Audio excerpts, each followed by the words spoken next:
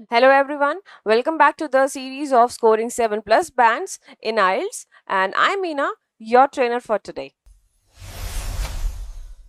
हमारा video already बन चुका है जिस पे हमने बार ग्राफ और लाइन ग्राफ का टेम्पलेट शेयर किया था और आपसे डिस्कस किया था और उसके बाद हम उस पर क्वेश्चन भी हम लोग डिस्कस कर चुके हैं, राइट? तो मैंने कहा था कि जो भी हमारे पास टास्क 1 के टेम्पलेट्स रहेंगे मैं आपसे शेयर करूंगी और उसके बाद हम उन पे डिस्कशन करेंगे। तो आज हम पाई चार्ट और मैप पे डिस्कशन करेंगे इनके टेम्पलेट्स के साथ, और इसके लिए एक मैं आपको अलग से वीडियो क्वेश्चन के साथ भी बना के दूंगी, क्योंकि अगर मैं क्वेश्चन भी आज करा दूंगी तो the video will be very long.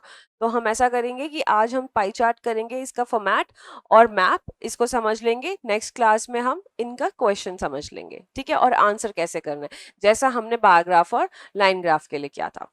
Okay, तो वेरी सिंपल, जैसे हमने वो ऑलरेडी डिस्कस कर चुके हैं तो इसमें मुझे बहुत ज़्यादा एक्सप्लेन करने की आपको ज़रूरत नहीं है। डिस्क्रिप्शन में उसका लिंक भी है, आप उसमें जाके शेयर देख सकते हो अगर आपने वो वीडियो नहीं देखा है। तो आपको आइडिया लग जाएगा कि किस तरीके से हम टेम्पलेट्स यूज़ कर रहे हैं और यूज़ करने के बाद उनको क्वेश्चन हम कैसे आंसर कर सकते हैं, ठीक है। सेम वे अब हमें पाई चार्ट की तरफ चलना है जैसे हमने बार ग्राफ का किया था। The pie chart illustrates, again इसका ध्यान रखना, the pie chart illustrates the proportion of so and so. जो भी क्वेश्चन में गिवन होगा हमने उसी से रिलेटेड बात करनी है। अगेन हमें यहाँ पे ज्यादा अपना माइंडसेट थोड़ा सा इस तरीके से चला के चलना है कि हमें जो चीजें क्वेश्चन में गिवन है उनको एज इट इज यहाँ पे बस हमें कॉपी पेस्ट करना है। एक बार इसको याद करके समझ के आपको राइट करना आ जाना चाहिए, क्योंकि अगर आप इसको सिर्फ ये समझोगे कि मैं इसको रट्टा मार के कर लूं तो वो नहीं होगा। बहुत से बच्चे क्या करते हैं, टेम्पलेट को रट लेते हैं। रटने के जो रेपोकशंस होते हैं वो ये होते हैं कि हमें बाद में क्वेश्चन से समझ नहीं आता कि उसको यूटिलाइज कैसे करना है प्रॉपरली, राइट? तो हमें इसको एक कंसेप्ट वाइज समझना है, जैसे हमने पहले भी समझा है।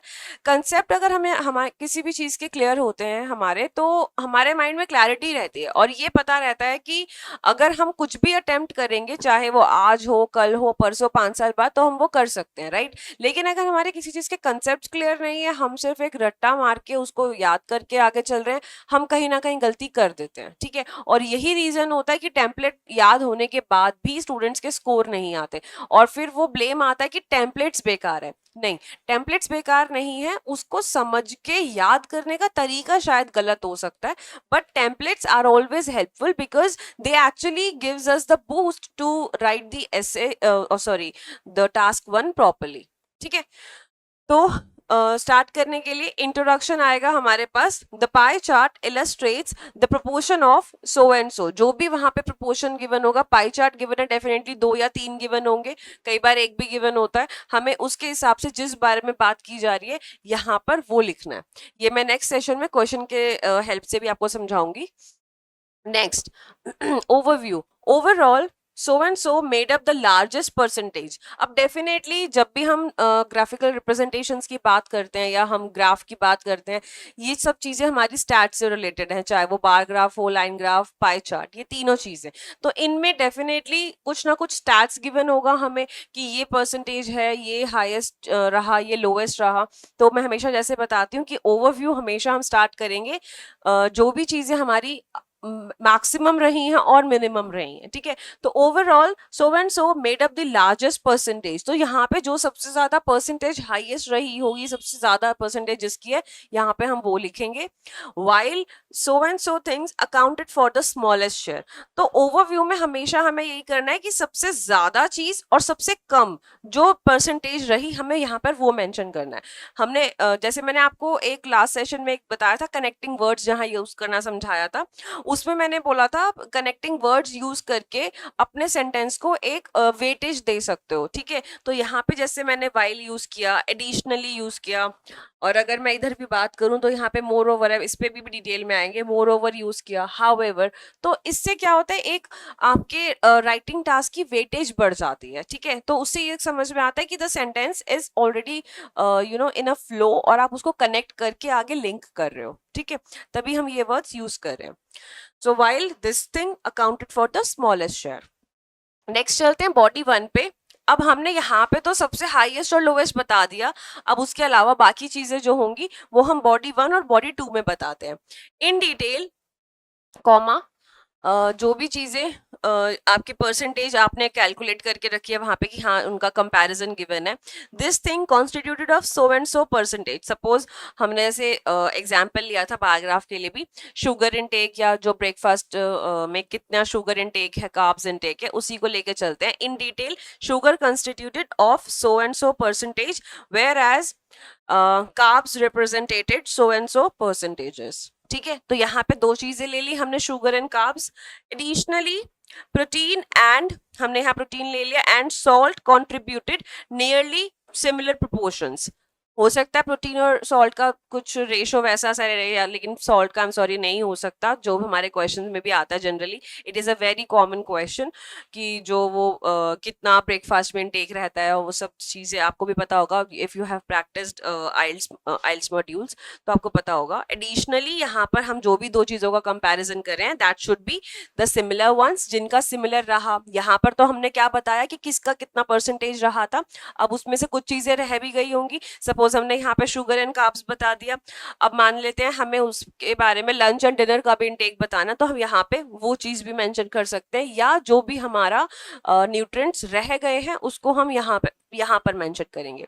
इसके अलावा डिटेल में मैं नेक्स्ट वीडियो में भी समझाऊंगी, जिसमें हम इसका क्वेश्चन भी एक एग्जाम्पल लेके चलेंगे, और इसी फॉर्मेट को हम उसी तरीके से समझने की कोशिश करेंगे। ठीक है, अब बात करते हैं मैप की। अच्छा, एक चीज और इम्पोर्टेंट है जो भी हम ये टेम्पलेट्स कर रहे हैं ना, ये सारे एकेडमिक वालों के लिए हैं, जनरल आइल्स के लिए नहीं है, क्योंकि जनरल में लेटर होता है, लेटर राइटिंग होती है, उसके लिए मैं अलग वीडियोस बनाऊंगी। So don't confuse yourself.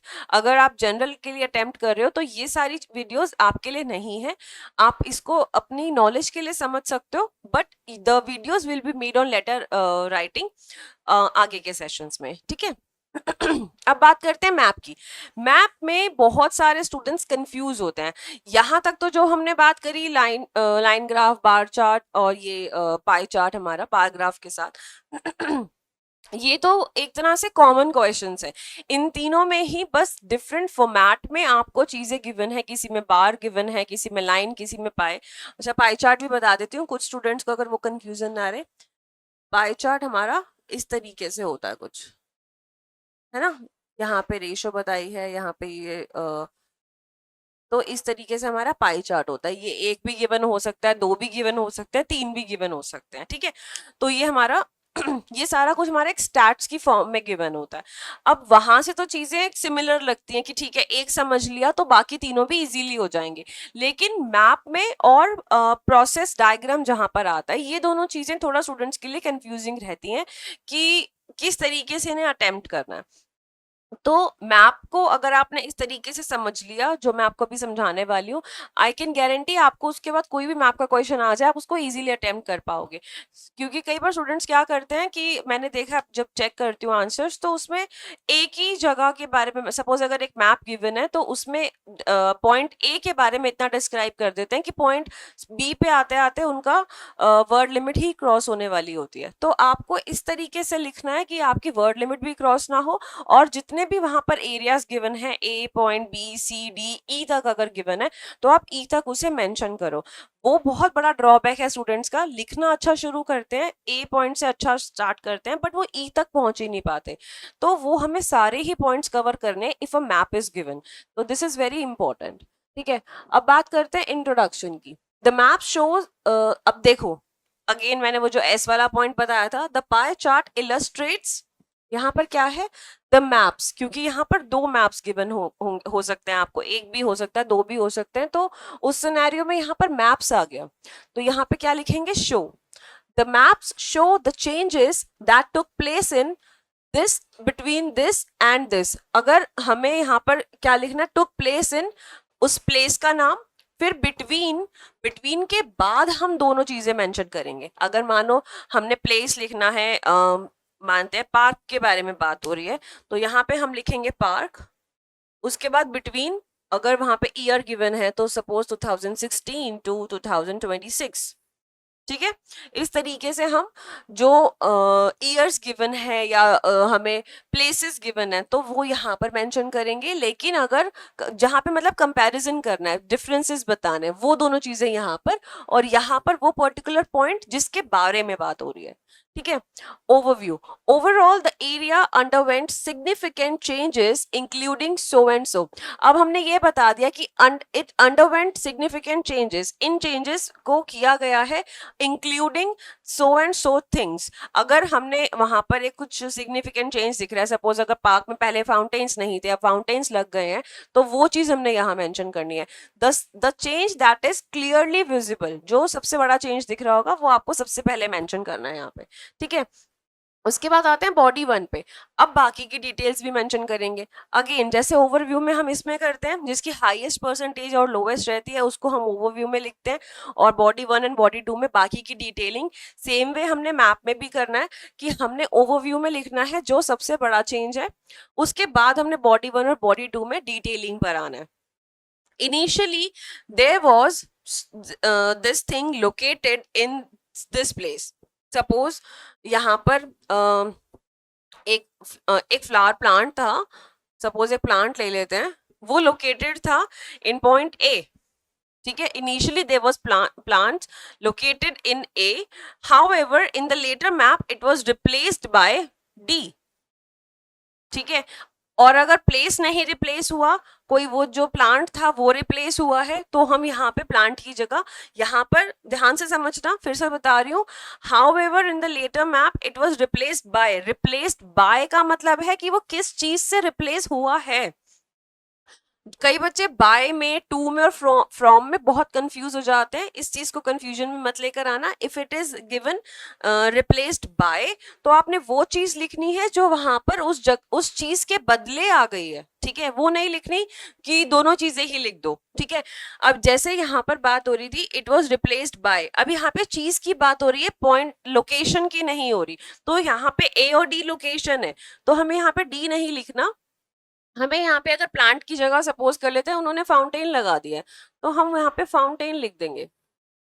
Means यहाँ पर एक चीज है जिसको रिप्लेस किया गया है। ठीक है, तो हमें उस चीज के बारे में ही मेंशन करना है, लोकेशन के बारे में नहीं। तो तीसरी बार बताया मैंने, ध्यान से समझ लेना, नहीं समझ में दोबारा देख के दोबारा समझ लेना। अगर किसी पॉइंट के बारे में, डायरेक्शन या लोकेशन के बारे में बात हो रही होती तो हम वो करते, लेकिन यहाँ हमने अभी एग्जाम्पल लिया है प्लांट का, तो उसको रिप्लेस दूसरी चीज ही करेगी, लोकेशन नहीं, लोकेशन यहाँ पर आएगी। ठीक है, नेक्स्ट आगे चलते हैं बॉडी पार्ट 2 में। Moreover new developments such as this thing were introduced while this thing remain unchanged। कुछ चीजें ऐसी भी तो रहती हैं कि जो पहले नहीं थी अब इंस्टॉल हो गई, या जो पहले थी वो एज इट इज है, राइट। तो उस सिनेरियो में यहाँ पर हम वो चीज लिखेंगे जो न्यू एड ऑन हुई है और पहले नहीं थी, यहाँ वो लिखा जाएगा। Were introduced while this thing remain unchanged, यानी कुछ चीजें जो पहले जैसी थी वो वैसी ही है, तो यहाँ पर हम वो वैसी ही लिख देंगे। ठीक है, जैसे सपोज करो पहले एंट्री गेट्स 3 थे, अब 4 हो गए, तो यहाँ पे आप लिख दोगे एक एंट्री गेट के बारे में, एंट्री न्यू हुई, और एग्जिट हमारे पास एक ही थी फॉर एग्जाम्पल, तो उस सिनेरियो में यहाँ पर हमने यहाँ पर लिख देंगे, और वो सेम ही रही, एग्जिट में कोई चेंज नहीं है, that exit gate remained same. ठीक है, this is just an example, इसके अलावा मैं क्वेश्चन भी कराऊंगी। आज की वीडियो के लिए इतना ही। नेक्स्ट वीडियो में हम इन दोनों क्वेश्चंस के एक सैंपल करेंगे, सो दैट हमें क्लैरिटी से समझ में आ जाए कि हम क्या किस तरीके से लिख सकते हैं। ठीक है।